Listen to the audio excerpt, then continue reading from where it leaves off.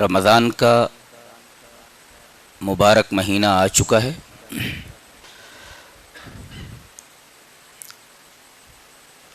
اور یہ زندہ لوگوں کے لیے بڑی خوش نصیبی کی بات ہے کہ انہیں یہ مبارک مہینہ نصیب ہو رہا ہے۔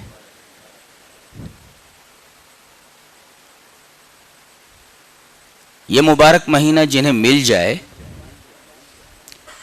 انہیں اس مہینے کو کس طرح برتنا چاہیے، کس طرح گزارنا چاہیے، میں چند بنیادی چیزوں پر روشنی ڈالنے کی کوشش کروں گا۔ سب سے پہلی بات تو یہ ہے کہ یہ مہینہ تقوی کا مہینہ ہے، کہ آدمی متقی بن جائے، اور روزوں کا یہی مقصد بھی بیان کیا گیا ہے تاکہ تم متقی ہو جاؤ۔ تقوی اگر زندگی میں آ جائے تو اس کا فائدہ کیا ہے وہ سمجھ لیتے ہیں۔ حدیث دیکھیں، حدیث اس طرح: وعن ابی ذر الغفاری رضی اللہ تعالی عنہ قال قال لی رسول اللہ صلی اللہ علیہ وسلم اتق اللہ حیثما کنت واتبع السیئۃ الحسنۃ تمحها وخالق الناس بخلق حسن رواہ الترمذی فی ابواب البر والصلہ۔ حضرت امام ترمذی رحمہ اللہ ابواب البر والصلہ کے اندر یہ روایت لائے ہیں، اور راوی حضرت ابو ذر غفاری ہیں۔ فرماتے ہیں کہ نبی اکرم صلی اللہ علیہ وسلم نے مجھ سے کہا، قال لی رسول اللہ صلی اللہ علیہ وسلم، بطور خاص مجھ سے کہا۔ کیا کہا؟ اتق اللہ حیثما کنت، تم جہاں بھی رہو اللہ کا تقوی اختیار کرو، اللہ سے ڈرو۔ دکان میں ہو تو اللہ سے ڈرو، مکان میں ہو تو اللہ سے ڈرو، راستے پہ چل رہے ہو تو اللہ سے ڈرو، لین دین کسی سے کر رہے ہو تو اللہ سے ڈرو، کہیں جھگڑا لڑائی کی بات آ جائے تو اللہ سے ڈرو، دکان میں ہو تو اللہ سے ڈرو۔ اللہ بتائیے، اگر ان تمام جگہوں پر جیسا کہ نبی نے فرمایا حیثما کنت، جہاں بھی تم رہو، اگر آدمی ہر جگہ اللہ سے ڈرنے لگے تو وہ کیسا انسان ہوگا، اندازہ لگائیے۔ یہی نا کہ جو قدم رکھے گا وہ پھونک پھونک کر رکھے گا، وہ یہ دیکھے گا کہ میں یہ جو قدم رکھ رہا ہوں کہیں اللہ مجھ سے ناراض تو نہیں ہو جائے گا، کہیں ایسا تو نہیں کہ میں بے خوف ہو کر کے بغیر اللہ سے ڈرے یہ قدم رکھ رہا ہوں، پوری زندگی بدل کر کے رہ جائے گی۔ تو تقویٰ کا ایک اثر تو دنیاوی زندگی پر ہوتا ہے کہ آدمی کی پوری زندگی منظم ہو جاتی ہے، پوری زندگی مرتب ہو جاتی ہے۔ اور کسی آدمی کی زندگی کا منظم و مرتب ہو جانا یہ بہت بڑی سعادت کی بات ہے۔ زندگی منظم نہیں ہوتی، زندگی مرتب نہیں ہوتی، ویسے بے ڈھنگی ہی گزر رہی ہے سب کی۔ تقویٰ پوری زندگی کو منظم کرتا ہے، پوری زندگی کو مرتب کرتا ہے۔ اللہ اکبر۔ اور آخرت میں اگر یہ چیز آدمی لے کر کے گیا ہے تو جنت کی وراثت اسی کے لیے، وہ جنت کا وارث ہے۔ اللہ تبارک تعالیٰ نے ارشاد فرمایا تلک الجنت التی نورث من عبادنا من کان تقیا، یہ جنت جس کا ہم اپنے بندوں کو وارث بنانے والے ہیں وہ بندے ہوں گے جو متقی ہوں گے، جو اس سے ڈرنے والے ہوں گے، جن کے اندر تقویٰ ہوگا۔ اس آیت کریمہ میں ایک بڑا اچھا نقطہ بیان کیا گیا ہے۔ یہ نہیں فرمایا اللہ نے کہ جو تقویٰ لے کر کے آئے گا میں اسے جنت دوں گا، ایسا نہیں کہا، میں اپنے متقی بندوں کو جنت کا وارث بنا دوں گا۔ آپ جانتے ہیں نا وراثت فری میں ملتی ہے، باپ مر گیا یا کوئی شخص مر گیا اور صحت نسب ہے، یہ صحت نسب ہی کافی ہے، نسب کا ثابت ہونا کافی ہے، بس محنت نہیں کی، بغیر محنت کے پوری کی پوری پراپرٹی آتا گئی۔ نہیں، وراثت میں ایسا ہی ہوتا ہے نا، اس نے کچھ کما کر کے تھوڑی رکھا ہوتا، کماتا کوئی ہے ملتا کسی کو ہے، وراثت اسی کو بولتے ہیں، بغیر کچھ کیے ہوئے مال کا ہاتھ آ جانا۔ اللہ فرما رہا ہے ہم جنت کا وارث بنانے والے، اس کا مطلب یہ ہے کہ تمہارے اعمال کا صلہ نہیں ہے جنت، یہ اللہ کا تفضل، اللہ کا کرم اور اللہ کا احسان ہے کہ تمہیں جنت دے دے، ورنہ تمہارے عمل کتنے ناقص ہیں، ایک بھی عمل آپ کا مکمل نہیں ہے، اور آپ کی پوری زندگی لمیٹڈ ہے، تو آپ کے سارے اعمال لمیٹڈ ہیں۔ ظاہر ہے کہ لمیٹڈ اعمال کے بدلے میں اگر ان لمیٹڈ انعامات دیے جا رہے ہیں تو اللہ کا احسان ہی تو ہے, اللہ کا رحم ہی تو ہے کہ لمیٹڈ اعمال کے بدلے میں آپ کو ان لمیٹڈ زندگی دی جا رہی ہے اور ان لمیٹڈ انعامات سے نوازا جا رہا ہے. تو جب اعمال کا صلہ ہی نہیں ہے یہ تو وراثت تو ہے ہی ہے نا, بغیر کچھ کام کیے مل جا رہی ہے. تلک الجنت التی نورث من عبادنا من کان تقیا, یہ جنت ہم اپنے ان بندوں کو اس جنت کا وارث بنانے والے ہیں, بنائیں گے جو متقی ہیں. خلاصہ یہ نکلا کہ جنت ان لوگوں کے لیے ہے جو اللہ سے ڈرتے ہیں, اللہ کا تقوی اختیار کرتے ہیں, جن کی زندگی میں تقوی ہے, جو قدم قدم پر اللہ سے ڈرتے ہیں.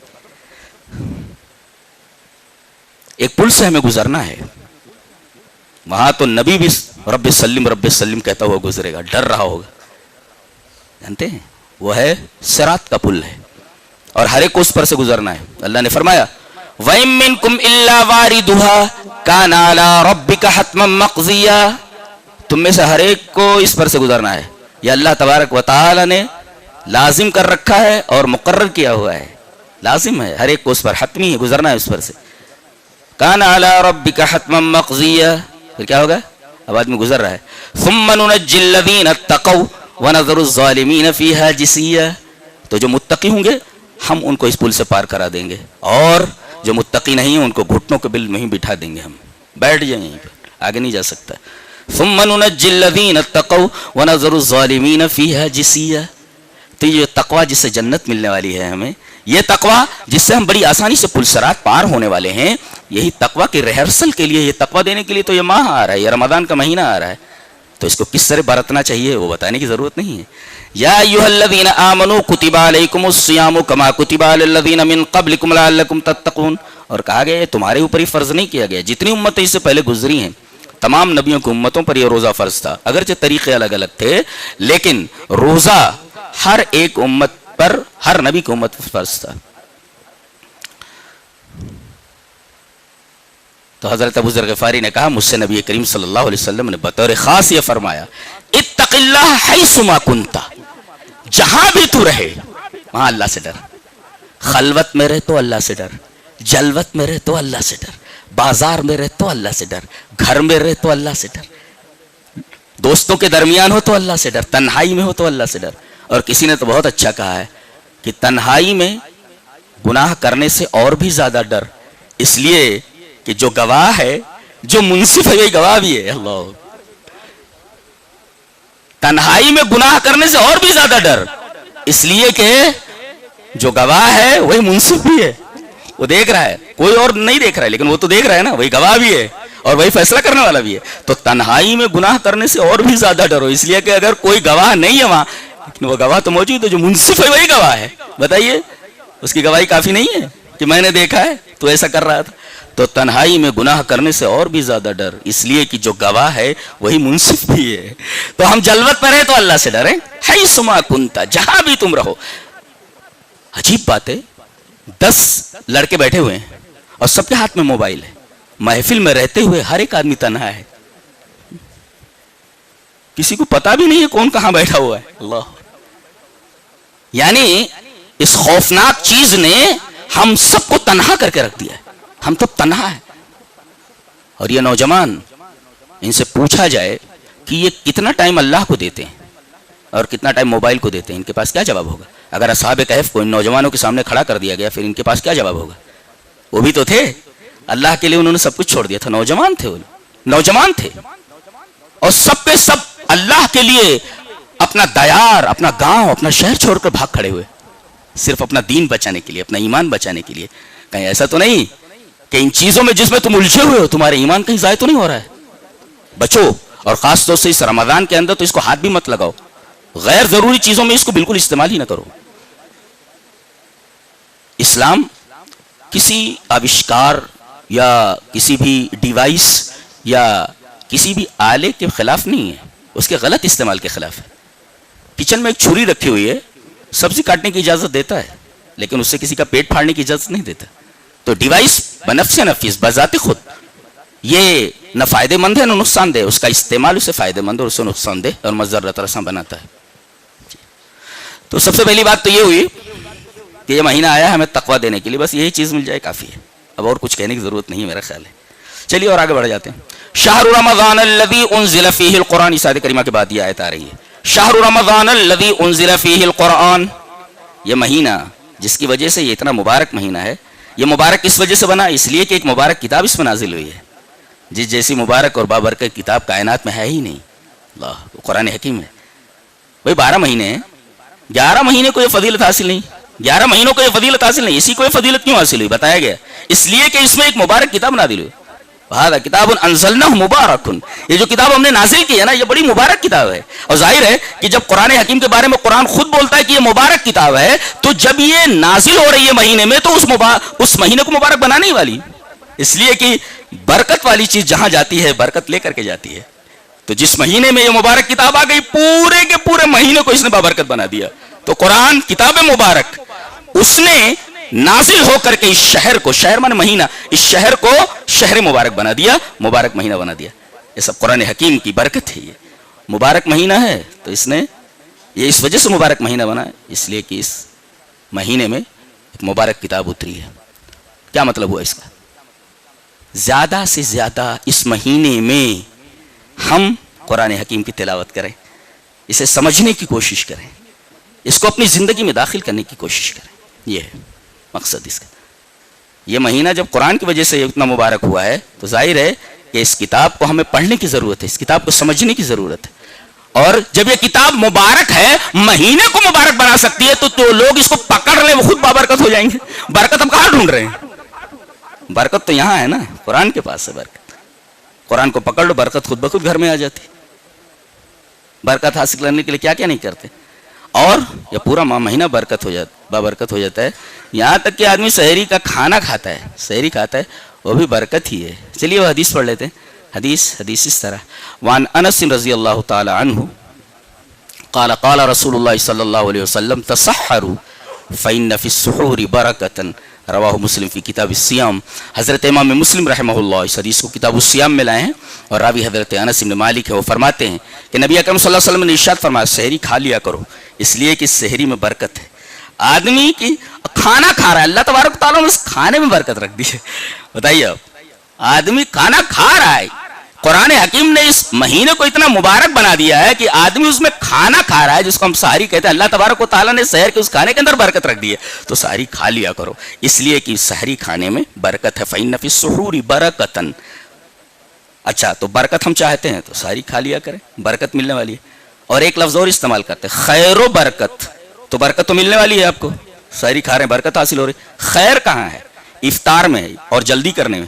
چلیے وہ حدیث پڑھ لیتے ہیں، حدیث اس طرح، وان سہل بن سعد رضی اللہ تعالی عنہ ان رسول اللہ صلی اللہ علیہ وسلم قال لا يزال الناس بخير ما عجل الفطر، رواہ البخاری فی کتاب الصوم۔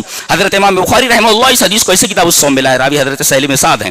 حضرت سہل بن سعد فرماتے ہیں کہ نبی اکرم صلی اللہ علیہ وسلم نے ارشاد فرمایا کہ امت لوگ ہمیشہ خیریت میں رہیں گے، ہمیشہ خیر کے ساتھ رہیں گے۔ دیکھو خیر برکت ہے، اب خیر دیکھو، لا يزال الناس بخير، سارے لوگ خیر میں رہیں گے، ان کو خیر ملتا رہے گا، کب؟ ما عجل الفطر، جب تک افطار میں جلدی کرتے رہیں گے۔ افطار کا جلدی کرنا یہ مسنون ہے، اور جلدی کرنے کا یہ مطلب نہیں ہے کہ دن ابھی باقی ہو اور آپ کھاتے بیٹھ جائیں، دن غروب ہو جائے تو اب دیر نہیں کرنا ہے، معلوم ہو گیا کہ اب دن غروب ہو چکا ہے تو طلوع آفتاب سے لے کر کے سحر سے لے کر کے غروب آفتاب تک ایک جو وقفہ ہے، جو دورانیہ ہے، یہی ہمارے روزے کا پیریڈ ہے، یہ وقفہ ہے۔ اب جیسے ہی سورج غروب ہو آپ کو فوراً افطار کر لینا چاہیے۔ آپ نے کبھی غور کیا کہ افطار میں جلدی کرنے کے لیے جو کہا گیا ہے، اور یہ کہا گیا کہ افطار میں جلدی کریں گے تو خیریت سے رہو گے، کیا فلسفہ ہے اس میں؟ کبھی غور کیا آپ نے؟ ارے بھائی 2-4 منٹ 10 منٹ کے بعد اگر کھا لیتے ہیں تو کیا حرج ہے؟ اور زیادہ ثواب ملنا چاہیے نا، جتنی زیادہ دیر ہوگی اتنی زیادہ ہم روزے میں رہیں گے، اتنا زیادہ ہمیں ثواب ملنا چاہیے، اور یہاں الٹا کہا جا رہا ہے دیر کرو گے تو خیریت نہیں ہے، جلدی کرو گے تو خیریت ہے۔ غور کیا آپ نے کبھی؟ ایسا کیوں ہے؟ ایسا اس وجہ سے ہے کہ ہم سورہ فاتحہ میں کہتے ہیں کہ اللہ ہمیں منعم علیہم کا راستہ چاہیے۔ منعم علیہم کون ہے؟ صحابہ ہیں، انبیاء ہیں، جن کے پاس علم بھی تھا، عمل بھی تھا۔ اس کے بعد کہا ان لوگوں کا راستہ نہیں چاہیے جو مغضوب علیہم ہیں، یعنی یہود ہیں۔ مغضوب علیہم سے مراد یہود ہیں، اور ضالین سے مراد نصارہ ہیں۔ تو ضالین جو ہیں یہ نصارہ ہیں، اور مغضوب علیہم یہود ہیں۔ یہودی کیا کرتے تھے معلوم ہے؟ وہ بھی روزہ رکھتے تھے، اور وہ لوگ غروب آفتاب کے بعد بھی افطار نہیں کرتے تھے۔ یہاں تک کہ تارے نظر آنے لگتے تھے اور اس کے بعد وہ افطار کرتے تھے. دیکھو کیا بتانے کے لیے کہ کیا 12 گھنٹے ہمیں بھوکا رہنے کے لیے اللہ نے کہا ہے. ارے ہمارے اندر تو وہ اسٹیمنا ہے کہ اگر ہم کو 24 گھنٹے بھی اگر ہم کو حکم دے دیا جاتا بھوکے رہنے کا تو ہم بھوکے رہ لیتے. یہ دیکھو یہ عبادت ہے. اللہ نے فرمایا اصل میں عبادت وہ ہے کہ میں کہوں بیٹھ جا تو بیٹھ جا, میں کہوں کھڑا ہو جا تو کھڑا ہو جا. اس کو کہتے اطاعت اور اسی کا نام ہے رسول کی اتباع. یعنی جب کہا جائے بیٹھ جا تو اب انتظار نہیں کرنا بیٹھنے کا. ایک صحابی ہیں نبی کریم صلی اللہ علیہ وسلم خطبہ دے رہے ہیں اور دوران خطبہ آپ نے ایسے ہی کہا بیٹھ جاؤ. وہ قدم مسجد میں رکھ چکے تھے, غالباً عبداللہ ابن مسعود ہیں, قدم رکھ چکے, وہ وہیں پر بیٹھ گئے, چوکھٹی کے اوپر بیٹھ گئے. حالانکہ ان سے آپ نے نہیں کہا تھا بیٹھ جاؤ, تو دوران خطبہ آپ نے کہا تھا بیٹھ جاؤ. انہوں نے یہ سنا بیٹھ جاؤ, ان کے کانوں میں آواز پڑی تو وہیں بیٹھ گئے. وہ اس کو کہتے اتباع. تو اللہ نے فرمایا غروب آفتاب تک روزہ ہے, تو جیسے آفتاب غروب ہو ویسے ہی افطار کر لیا کرو. ہمیں اسٹیمنا مت بتاؤ, اسٹیمنا مت بتاؤ. ایک قوم اسی اسٹیمنا بتانے میں گمراہ ہوئی ہے. اللہ اکبر. یہ فلسفہ آپ کی سمجھ میں آیا؟ پتہ ہے خیریت اسی میں ہے کہ ما اجل الفطرہ, جب تک افطار میں جلدی کرتے رہو گے. یہ مت بتاؤ اللہ کو, اسٹیمنا مت بتاؤ کہ ہم 24 گھنٹے بھی بھوکے رہ سکتے ہیں. آپ یہ کہیں کہ میرے رب تو نے جب تک ہمیں بھوکا رہنے کے لیے کہا تب تک ہم رکے رہے, اور اب تو نے کہا کہ کھا لو تو فوراً کھا لے رہے ہیں ہم. یہ تیرا حکم ہے, جب تک کہا بھوکے رہو تب تک بھوکے رہے, اور اب کہہ رہا ہے کھا لو تو فوراً ہم کھا رہے ہیں. ہم دیر نہیں کر رہے ہیں, ہمیں اسٹیمنا نہیں بتانی ہے, ہمیں اپنی طاقت اپنا پاور نہیں بتانا ہے کہ ہم 24 گھنٹے بھی بھوکے رہ سکتے ہیں. یہ یہودیوں کا عمل ہے, اور یہودی اسی میں خیریت سے دو چار نہیں ہوئے, خیریت سے باہر نکل گئے. لا یزال الناس بخیر ما عجل الفطرہ. لوگ خیریت سے رہیں گے جب تک افطار میں جلدی کرتے رہیں گے. تو افطار میں جلدی کری خیریت آ جاتی, خیر آ جاتا. سحری کھائیے برکت آ جاتی, تو خیر و برکت دونوں. رمضان کے روزے رکھیے تقوی آ گیا. اچھا دعا عبادت جانتے ہیں عبادت کی روح کیا ہے؟ یہ بدن ہے, روح نکل گئی بدن کی کوئی اہمیت نہیں ہے. تو جب تک بدن میں روح رہتی ہے تب تک بدن کی قیمت ہے, اس کی ویلیو ہے. بدن سے روح نکل جائے, آدمی کو گھر سے نکال دیا جاتا ہے, چل منومن مٹی کے نیچے, ابھی اوپر ہے نا, منومن مٹی کے نیچے چلا جائے. اس بدن کی اب کوئی حیثیت نہیں روح نکل جانے کے بعد. گویا کہ اصل چیز روح ہے, اور عبادت کی روح جانتے دعا ہے. چلیے وہ حدیث پڑھ لیتے ہیں. حدیث اس طرح وعن النعمان بن بشیر رضی اللہ تعالی عنہ عن النبی صلی اللہ علیہ وسلم قال الدعاء هو العبادہ قال ربکم ادعونی استجب لکم. اللہ اکبر. رواہ ابو داؤد فی کتاب الصلاۃ. حضرت امام ابی داؤد رحمہ اللہ اس حدیث کو حضرت نعمان بن بشیر کی جو روایت میں نے پیش کی ابو داؤد شریف کتاب الصلاۃ میں, جہاں نماز کا بیان ہے, وہاں نماز کے چیپٹر میں حضرت نعمان بن بشیر فرماتے ہیں کہ رسول اللہ صلی اللہ علیہ وسلم نے ارشاد فرمایا کہ دعا ہی عبادت ہے. اللہ کو عاجزی بہت پسند ہے. میرے رب میں بہت پریشان, میرے رب میں بہت تکلیف میں, میرے رب میں فلاں پریشانی میں, میرے رب مجھے مانگنے کا سلیقہ نہیں. اگر میری زبان لفظوں کا ساتھ نہ دے سکے تو دل کی دھڑکنوں سے تک ساتھ. آدمی جب دعا کرنے لگتا ہے تو اللہ کو بہت اچھا لگتا ہے. مانگو مل جاتا آپ کو. اور آپ کو عجیب لگے گا کہ رمضان کے مہینے کے سیاق ہی میں آگے دعا کا بیان ہے. موضوع چل رہا ہے, ٹاپک ہے رمضان, اور بیچ میں دعا کا تذکرہ ہے. وَإِذَا سَأَلَكَ عِبَادِي عَنِّي فَإِنِّي قَرِيبٌ. اے میرے حبیب اگر میرے بندے تجھ سے میرے بارے میں بولیں, سوال کریں, تو کہہ دینا میں بہت قریب ہوں. فَإِنِّي قَرِيب, میں بہت قریب ہوں. تو وسیلے کی کیا ضرورت ہے؟ وسیلے کی پانی اگر منہ تک آ جائے تو ڈول ڈالنے کی کیا ضرورت ہے؟ وہ بولتے نہیں بغیر ڈول کے بغیر رسی کے کنویں سے پانی کیسے نکلے گا, لہذا ڈول کا اور رسی کا وسیلہ ضروری ہے. بے وقوف آدمی اگر پانی منہ تک آ جائے, کوئی منہ سے پانی لگا دے تو پھر اس میں وسیلے کی کیا ضرورت ہے؟ پانی اگر منہ کو آ جائے تو. اللہ فرما رہا میں قریب ہوں. جو چیز قریب, چھت اگر نیچے آ جائے تو سیڑھی لگانے کی کیا ضرورت, چھت تو نیچے آ گئی نا. تو فإنی قریب, بہت قریب ہوں. ظاہر ہے کہ قریب ہے تو مانگو نا, قریب ہے. جب میرے بارے میں میرے بندے تو سے سوال کریں تو کہہ دے میں بہت قریب. اجیب دعوت الداع, میں دعا کرنے والے کی دعا کو قبول کرتا ہوں. یہ دیکھیے آیت کریمہ کا دوسرا ٹکڑا ہے. گویا رمضان کے ٹاپک, رمضان کے سیاق میں, کانٹیکسٹ میں یہ آیت کریمہ لانا کہ میرے بندے اگر میرے بارے میں تجھ سے سوال کریں تو تو بول دے کہ میں بہت قریب ہوں, میں دعا کرنے والے کی دعا کو قبول. اس کا مطلب یہ کہ دعائیں تو عام دنوں میں بھی قبول ہوتی ہیں, مگر رمضان یہ دعاؤں کی قبولیت کا خصوصی مہینہ ہے, لہذا زیادہ سے زیادہ دعائیں مانگی جائیں. اور اتنی دعائیں مانگو کہ اپنے سارے گناہ معاف کروا لو. بڑا بدبخت بڑا بدنصیب آدمی وہ جس مہینے کو پائے اور اپنے گناہ معاف نہ کروا پائے. وہ تو حدیث بھی ہے نا کہ وہ بڑا بدنصیب آدمی ہے. اللہ کی رحمت سے ایسا آدمی دور ہو کہ جسے رمضان کا مہینہ ملے اور اپنے گناہوں کو معاف نہ کرا سکے, اس سے زیادہ بدنصیب کون ہو سکتا ہے. لہذا رو رو کر کے اللہ تبارک تعالیٰ سے دعا, جو چیز مانگو ملنے والا ہے. پیسہ چاہیے اسی سے مانگو, روزی چاہیے اسی سے مانگو, سب تو وہی دیتا ہے. اجیب دعوت الداع, میں دعا کرنے والے کی دعا کو قبول کرتا ہوں, لیکن مانگنے کا سلیقہ چاہیے. ہاں مانگنے کا سلیقہ چاہیے. سلیقہ اگر ہو چیز مل جاتی ہے. وہ ایسا دربار ہے جہاں سے کوئی خالی ہاتھ تھوڑی واپس لوٹتا ہے, اس کے پاس تو خزائن ہے. جی اللہ فرماتا ہے میرے پاس خزائن, خزینہ نہیں, ایک خزانہ نہیں, خزائن ہے, پلیورل ہے. ایک خزانہ نہیں میرے پاس, خزائن ہے, اور میں سب کو دے دوں تو ذرہ برابر میرے خزانے میں کمی ہونے والی نہیں ہے. اللہ, تو اس سے مانگو جس کے پاس خزائن ہے اور دے دے. اور ہم کسی سے مانگیں ایک دو دفعہ دے دے گا, وہ تیسری مرتبہ کہے گا کائے کو ٹینشن دے رہا ہے بھائی, کائے کو پریشان کر رہا ہے, جانا یار.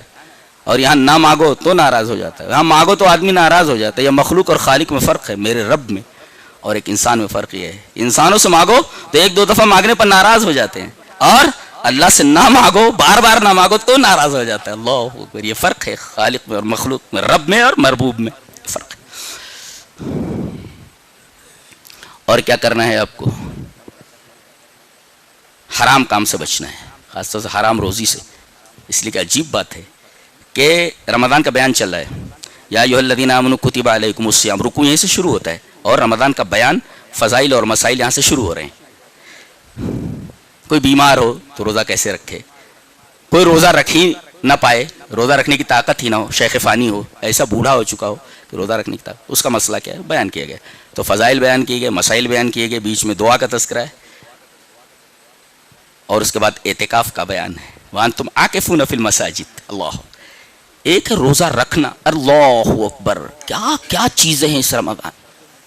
قرآن سے وابستہ ہونا ہے, روزہ رکھنا ہے, دعا کرنا ہے, سحری کھانا ہے, افطار میں جلدی کرنا, کتنی چیزیں لے لو گے اللہ سے. اللہ تو سب دے رہا ہے نا, سب لے لو نا. اس کے بعد کہہ رہا ہے کہ مسجد میں تو برابر آتے ہی ہو, تو ایسا کرو 10 دن کے لیے خاص میرے ہو جاؤ نا. اللہ, میرے ہو جاؤ, خالی چھوڑ دو گھر بار کو, میرے پاس آ جاؤ. اللہ, اور اعتکاف صرف مسجد میں ہوتا ہے, گھر میں نہیں ہوتا. عورتوں کا بھی اعتکاف مسجد ہی میں ہوتا ہے. عورتیں بھی اگر انتظام ہے مسجد میں تو مسجد ہی میں کریں الگ سے, جہاں کوئی فتنہ نہ ہو سکے. غیر مسجد میں, گھروں میں اعتکاف نہیں ہوتا. وانتم عاکفون فی المساجد, مسجد ہی میں اعتکاف ہوتا ہے. تو اللہ فرما رہا ہے ویسے تو نیکیاں کما ہی رہے ہو, میرے گھر میں آ رہے ہو, مجھ سے قریب ہو, تو ایسا کرو نا اور قریب آ جاؤ, قریب آ جاؤ مجھ سے, گھر ہی چھوڑ دو نا, میرے ہو کر کے رہ جاؤ. اللہ اکبر, اتنی بڑی بات ہے. اللہ بلا رہا ہے مجھ سے قریب ہو جاؤ. اس سے کوئی ایسا کرتا ہے کیا؟ خالق ایسا کر سکتا, جو اپنے بندوں سے بہت زیادہ محبت کرتا, وہی ایسا بول سکتا, وہی ایسا کر سکتا. میرے ہو جاؤ, آ جاؤ نا. مان تم عاکفون فی المساجد, مسجد میں ہی آ جاؤ. آتے ہو چلے جاتے ہو تو آ جاؤ نا, جانے کی ضرورت کیا ہے. میرے ہو جاؤ, 10 دن تک کم سے کم میرے ہو جاؤ, جو مانگو دیتا ہوں نا.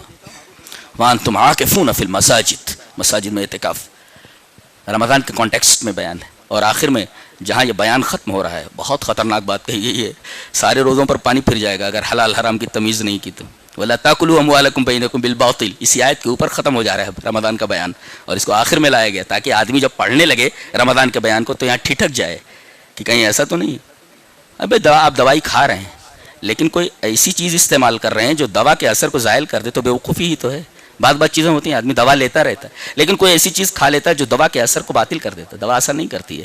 تو بتایا گیا کہ یہ سب دوائیں ہیں, لیکن یہ دوا کے اثر کو زائل کر دیتی ہے, لہٰذا اس سے بچتے رہنا. وَلَا تَأْكُلُوا أَمْوَالَكُمْ بَيْنَكُمْ بِالْبَاطِلِ, باطل طریقے سے مال مت کھانا. الباطل الحرام, حرام لقمہ پیٹ میں نہیں جانا چاہیے. چلیے اس پر ایک حدیث پڑھ لیتے ہیں. حدیث اس طرح, وعن ابن عباس رضی اللہ تعالی عنہما تلیت هذه الآية عند رسول الله صلى الله عليه وسلم يا أيها الناس كلوا مما في الأرض حلالا طيبا فقام سعد بن أبي وقاص فقال يا رسول الله ادعو الله أن يجعلني مستجاب الدعوة. فقال له النبي صلى الله عليه وسلم يا سعد أطب مطعمك تكن مستجاب الدعوة والذي نفس محمد بيده إن العبد ليقذف اللقمة الحرام في جوفه ما يتقبل منه عمل 40 يوما وَأَيُّمَا عَبْدٍ نَبَتَ لَحْمُهُ مِنَ السُّحْتِ أَوِ الرِّبَا فَالنَّارُ أَوْلَىٰ بِهِ رواہ الطبرانی فی المعجم الاوسط. حضرت امام طبرانی رحمہ اللہ اس حدیث کو معجم اوسط کے اندر لائے ہیں ان کی کتاب میں. راوی حضرت عبداللہ ابن عباس ہیں. روایت پوری پڑھ دی گئی. حضرت عبداللہ ابن عباس فرماتے ہیں کہ نبی اکرم صلی اللہ علیہ وسلم کے پاس یہ آیت تلاوت کی گئی. کون سی؟ اے لوگو حلال مال کھاؤ. یا ایھا الناس کلوا مما فی الارض حلالا طیبا.